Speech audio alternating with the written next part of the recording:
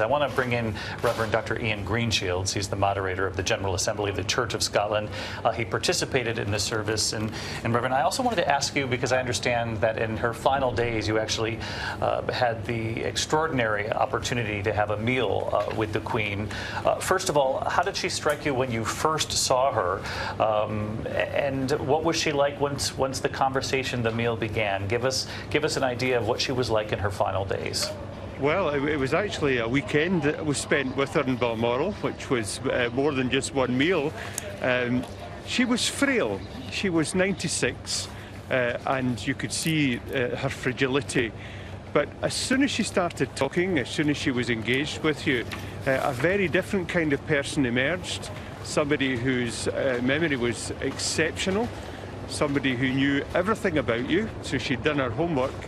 And she spoke very warmly of Scotland and the relationship that she had with Scotland, and particularly the Balmoral estate, where she felt very much at peace in her last days, as it was going to turn out to be.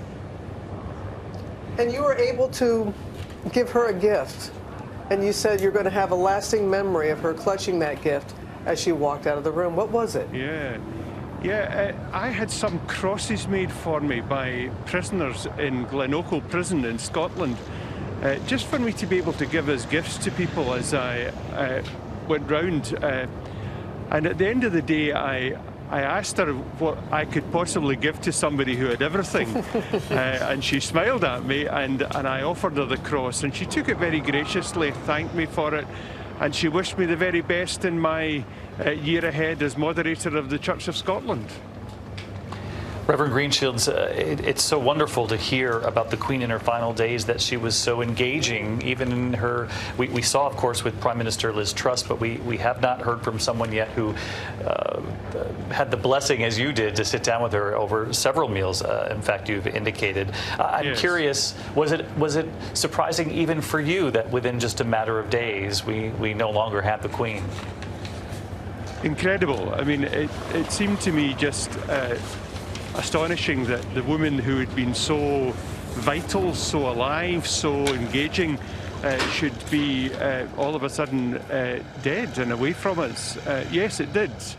And what was really, I suppose, for me quite astonishing was that within a few days of having met her, I was conducting her service at St Giles Cathedral. And you know more than most about the Queen's faith, how important that was to her. Can you share it and make people understand how important that was to her faith? It was fundamental. I mean, she said right at the beginning of her time when she was becoming Queen that she was going to ask God for wisdom, something that King Solomon himself did. And that's something which persisted throughout her life. And she spoke of that when I was chatting to her about her faith. She spoke of it and said that she'd no regrets having started that journey of faith. She had no regrets at all. So obviously somebody who right to the very end of her life was governed. And I thought that what Justin Welby said today was that she followed a master, even although she was the Queen, and she was a servant. Now that's quite interesting, the way that he put that. Some people look for power. She had power, but she used it in a way that was beneficial to other people by serving her country and by doing it so well. Oh, really profound to have that observation. You're listening to the Reverend Iain Greenshields, for those of you who are joining us for our live coverage here celebrating Queen Elizabeth II. And Reverend Greenshields, I'm going to ask you another question, just because you were among the last to share a lunch dinner with the Queen at Balmoral before the world lost the Queen. And you were speaking moments ago about her memory and how sharp she was, even in those final days. Talk to us a little more about what she was like. Did you see hints of the trademark humor too in those final conversations, and what was she concerned most about in her final days, and what you feel comfortable sharing with us? Well, she loved Balmoral Estate, and she took me over to the window, and she was just showing me the different gardens and flower beds that were there, and just pointing out just the estate that brought her so much comfort and peace in her life.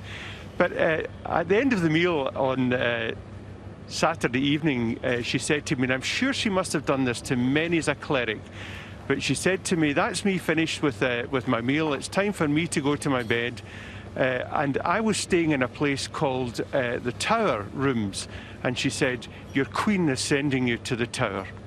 And she just smiled at me as she said that. And she made sure that I understood that I got the joke rather than it being too serious.